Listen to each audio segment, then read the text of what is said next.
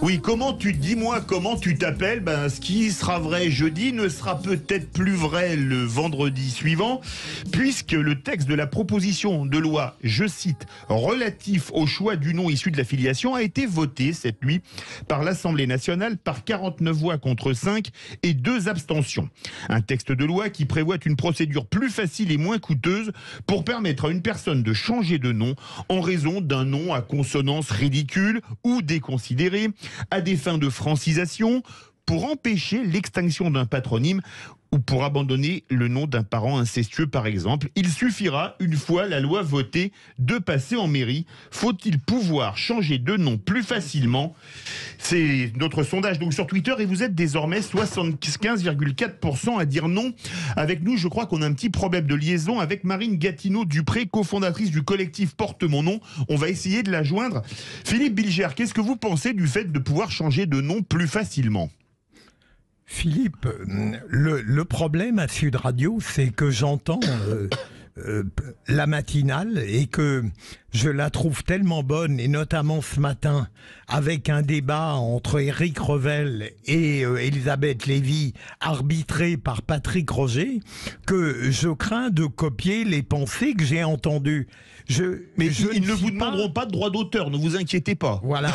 Je ne suis pas fanatique de ces changements, même quand ils ne sont pas inspirés par de la mauvaise foi ou une volonté perverse de déstabilisation. Il y a tout de même derrière cette obsession du changement et de la modification qui n'est pas absolument nécessaire. On avait déjà eu la possibilité du double nom pour les couples. Il ne me paraît pas essentiel d'ajouter quelque chose qui relève d'une forme de déstructuration, de quelque déstabilisation, quelque chose qui fragilise encore l'identité. Il est clair que la France, même avec une apparente bonne volonté, s'engage trop volontiers vers ce qu'on appelle ces avancées qui, à mon sens, n'en sont pas. On a retrouvé Marine Gatineau-Dupré, cofondatrice du collectif Porte mon nom. Marine Gatineau-Dupré, bonsoir. Oui, bonsoir. Bienvenue sur Sud Radio. Alors, c'est une loi en 4 articles. C'est une loi que vous soutenez. Qu'est-ce que dit cette loi exactement ? Donc il y a l'article 1 qui parle du nom d'usage. Excusez-moi, je suis dans le TER. C'est bon, c'est pas top.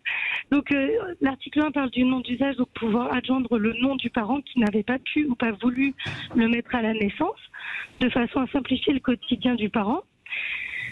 Donc les amendements ont été votés, donc ce serait sans l'accord de l'autre parent, mais il faudra le prévenir. Et si celui-ci est en désaccord, il pourra se mettre en relation avec le juge des affaires familiales. Et il y a l'article 2, celui-ci c'est pour le nom en filiation. Il a donc été voté et ce serait permettre de changer de nom une fois dans sa vie. Prendre le nom soit de la mère, du père, ou les deux, dans le sens qu'on souhaite, avec la possibilité d'en transmettre un toujours. Évidemment, c'est pas une obligation, c'est que si la personne en a le besoin. Lydia Guirousse, qu'est-ce que ça vous inspire de changer de nom plus facilement ? Je sais pas, je suis assez partagée. Je comprends la difficulté que peuvent avoir certaines personnes compte tenu du nom, de ce à quoi ça peut renvoyer, que ce soit en termes d'histoire personnelle ou même un nom de famille un peu difficile à porter. Alors j'ai raconté une anecdote qui est vraie, qu'on m'avait racontée il y a quelques années. Il y a une famille qui a pu changer de nom gratuitement et très très rapidement en 1945. C'était une famille alsacienne qui portait le patronyme Hitler, qui était devenu fondamentalement importable. Donc je pense qu'on comprend pourquoi ils doivent changer très vite. Absolument. Je suis assez partagée sur est-ce qu'il faut le faire très rapidement ou pas. C'est quand même une partie de l'identité. Je n'ai pas d'avis très tranchant. Justement, Martine Gatineau-Dupré, je rappelle que vous êtes cofondatrice du collectif Porte mon nom. Est-ce que c'est un changement qui sera irréversible ? Eh ben non, parce que si jamais la personne fait un changement de nom, après, si elle veut rechanger de nom, il faudra qu'elle fasse un dossier complet auprès du garde des Sceaux dans ce cas-là.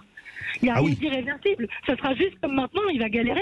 Il va attendre entre 3 et 7 ans, il devra publier dans le journal officiel local, justifier pourquoi il veut rechanger de nom, et là, on mettra, voilà, ça sera plus long. Mais ça ne sera pas irréversible, mais la personne, il faut comprendre aussi qui va entamer cette démarche, c'est quelque chose qu'elle désire plus que tout. C'est porter un nom qu'elle ne peut plus supporter, qu'un nom qu'elle ne veut plus, ou rendre hommage à un parent qu'elle aime beaucoup. Donc voilà, en fait, ça sera réfléchi. Faut pas... Je sais pas, en fait, pourquoi les gens, ils ont peur de quoi, en fait. Si le voisin, il change de nom parce qu'il est très mal avec son nom, en quoi ça le dérange, en fait? Moi, c'est ça, j'arrive pas à comprendre, en fait. J'aimerais vraiment qu'on m'explique. Parce qu'en fait, on touche pas, excusez-moi, mais on touche pas, en fait, à la famille. On déstructure rien du tout. En fait, au lieu de prendre la branche à gauche, on prend la branche à droite. C'est tout. Au lieu que ça soit le père, c'est la mère.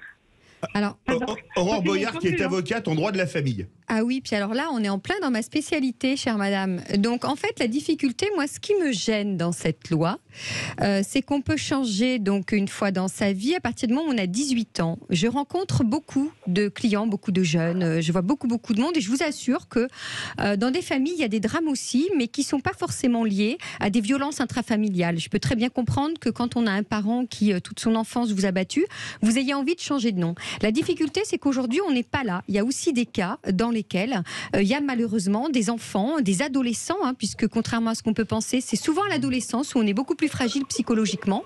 Ils vont avoir 18 ans, ils vont pas être complètement construits au niveau de la personnalité, et parce que l'un des deux parents l'aura influencé ou aura voulu tout simplement virer l'autre parent de la vie de cet ado, qu'il aura été dans le sens de ce parent-là, à 18 ans et demi ou 19 ans ou 20 ans, il va vouloir changer de nom et puis il va regretter au bout de 10 ans. Je pense qu'il faut un certain degré de maturité pour se rendre compte, parce que le nom, ça fait quand même partie de la vie. Alors que l'on simplifie et qu'on rende un peu plus simple effectivement le changement de nom, je peux le comprendre, parce qu'aujourd'hui c'est effectivement très compliqué. Il faut écrire au garde des Sceaux, ça prend met du longtemps temps à répondre. Ah oui, ça peut prendre une moyenne entre 18 mois et 2 ans, parce qu'il faut préparer tout un dossier. Et effectivement, dans le cas des violences intrafamiliales, ce qui est compliqué, c'est que les violences intrafamiliales, on ne peut pas forcément les prouver. Bon, donc voilà. Mais je trouve qu'effectivement, aujourd'hui, c'est trop compliqué. Mais alors la loi, là maintenant, pour le coup, c'est beaucoup trop facile. C'est-à-dire qu'on passe d'une extrémité à l'autre. Et ça me gêne énormément. Surtout que, je vous le dis madame, moi je travaille au cœur des familles depuis 24 ans. Je ne suis pas la seule. Et je trouve que c'est assez choquant.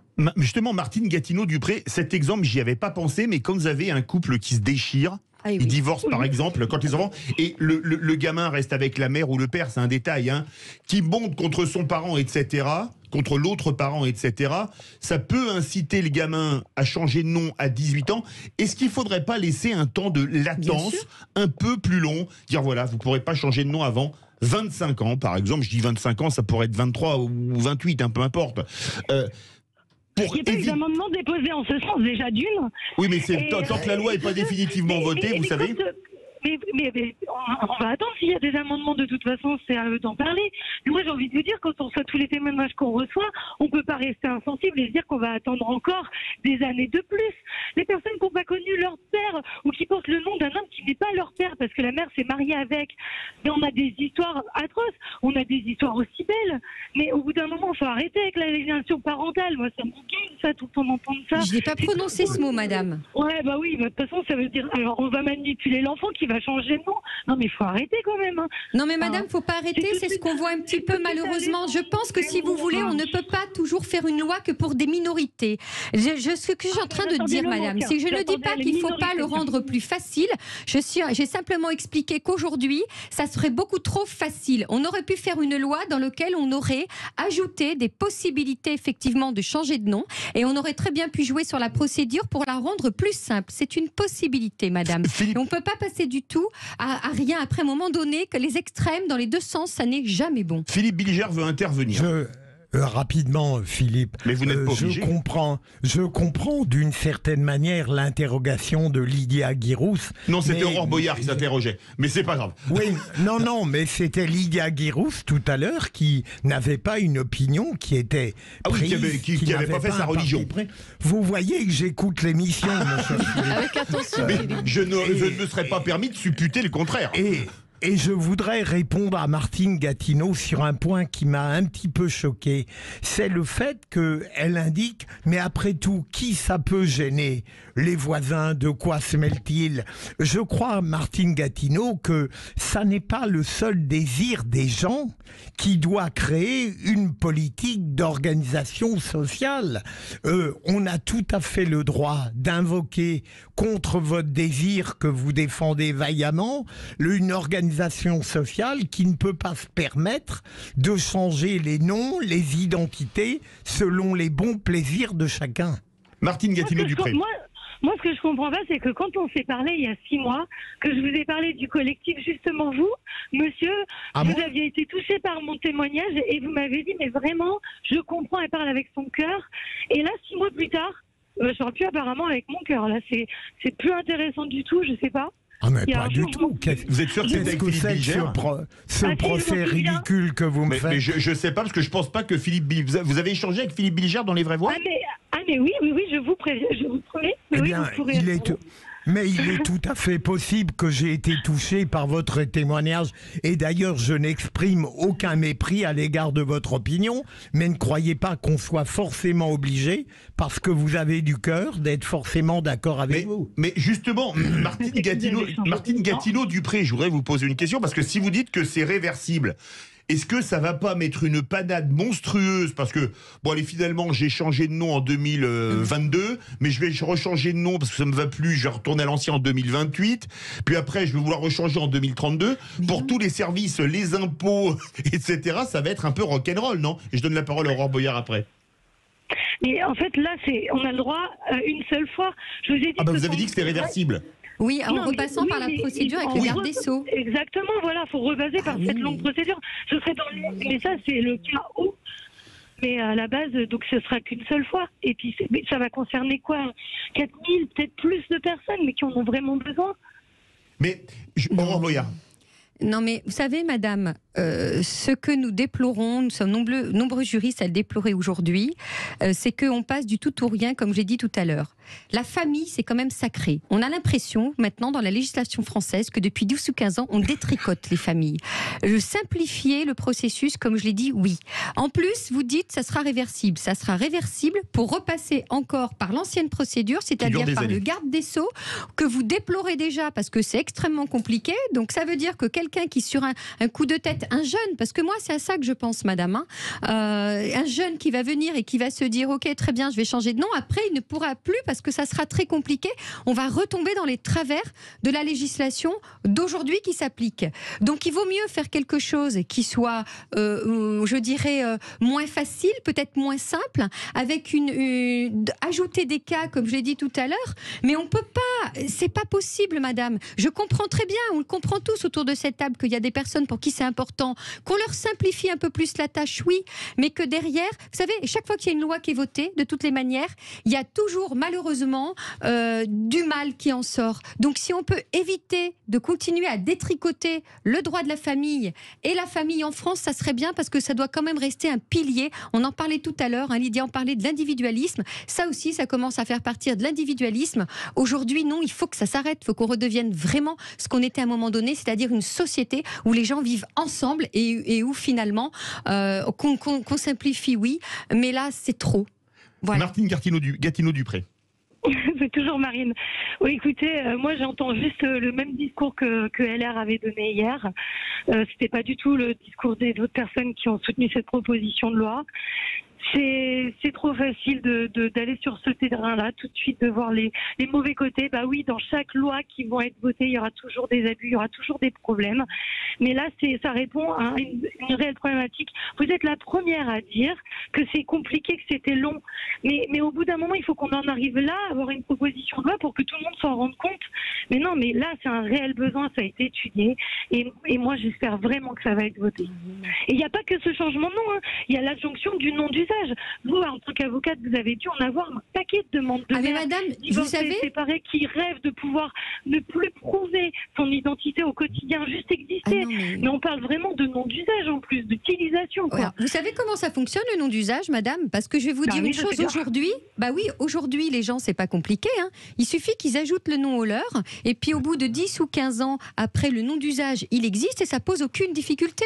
Moi, c'est ce que je le conseillais d'ailleurs à mes clients quand malheureusement, parce qu'effectivement, la procédure de changement de nom étant très compliquée, donc c'était ce que je leur conseillais, de rajouter le nom, et au bout de 10 ou 15 ans d'usage, ça ne posait pas de difficulté. Voilà. Après, effectivement, je vous rejoins sur un point, c'est qu'aujourd'hui, c'est trop compliqué. Mais la loi, par contre, va rendre ça beaucoup trop facile. Mais justement, on pouvait arriver à un équilibre. Marine Gatineau-Dupré, je vais poser une question de béotien. Est-ce que quelqu'un, je sais pas, qui est fan de... On pourra changer de nom? Il faut pouvoir changer de nom pour vous, pour prendre le nom de sa mère ou de son grand-oncle ou de son grand-père, etc. Non, parce que ça s'arrête à la filiation directe. Hein. C'est-à-dire le nom du père, le nom de la mère. Parce que si on est fan de Johnny Hallyday, on va pas changer de nom pour se faire appeler Hallyday. Mais non, mais pas du tout. En fait, c'est-à-dire qu'en fait, à la naissance, si on est avec le nom de la mère, et ben, si quelqu'un veut rajouter le nom du père, il peut, ou prendre le nom du père, il peut. Ça reste dans le même arbre généalogique. Et quand je reparle juste du nom d'usage, moi, je vous rejoins. De toute façon, le collectif, on demandait ça pour les mineurs, qu'on puisse rajouter le nom du parent absent, mais il faut l'autorisation de l'autre parent. Et vous imaginez bien que quand on se sépare, on ne l'a pas. On n'a pas l'autorisation. Et ça, c'est un problème. Donc, de toute façon, cette loi, elle a mis en lumière ça. Ça a été voté pour le nom d'usage. Et même les LR ne s'y sont pas opposés à ça. Ils l'ont dit que pour l'adjonction, ils trouvaient ça normal. Donc, vous, la problématique et le débat de ce soir, il me semble que ce serait vraiment pour l'article 2 et le changement de nom en filiation. Et donc, c'est juste se dire que c'est une personne qui aura envie de rajouter le nom du père ou le nom de la mère, ou substituer le nom du père ou le nom de la mère. Voilà, c'est pour leurs propres raisons. Merci. Mais après, je vous invite juste à aller sur la page Facebook Porte mon nom et à regarder et écouter tous les témoignages qu'on a mis. Juste face caméra. On ira voir ça. Merci Marine Gatineau-Dupré, cofondatrice du collectif Porte mon nom. Philippe Bilger, je viens d'avoir une immense déception. C'est que vous vouliez que je prenne votre nom? Non, moi je suis tellement admiratif de vous, comme j'ai déjà le bon prénom, Philippe, je voulais m'appeler Philippe Bilger, mais on n'est pas en filiation directe. Est-ce que vous pourriez pas écrire au garde des Sceaux que vous êtes mon père spirituel et que, par admiration pour vous, je lui demande ce droit? Et surtout qu'il aura vraiment envie de me faire plaisir compte tenu de ce chose de lui. Ah oui, c'est vrai que j'avais oublié que, comme disait un célèbre commentateur de football, vous n'alliez pas passer vos vacances ensemble. Verdict sur Twitter. Faut-il pouvoir changer de nom plus facilement? Vous êtes 75,9% à dire non. Ça vous dirait la chronique présidentielle de Philippe Rossi? Oh non, pas du tout. Eh ben vous l'aurez quand même. Si. Sud Radio.